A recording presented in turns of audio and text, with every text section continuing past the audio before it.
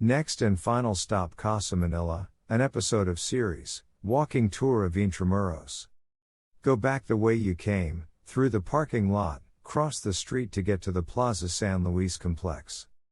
Plaza San Luis, Calle Real del Palacio, Intramuros, Google Maps, was a pet project of Imelda Marcos, she of the 7,000 shoes. Its centerpiece is Casa Manila, a reconstruction of a Spanish colonial home of the 19th century.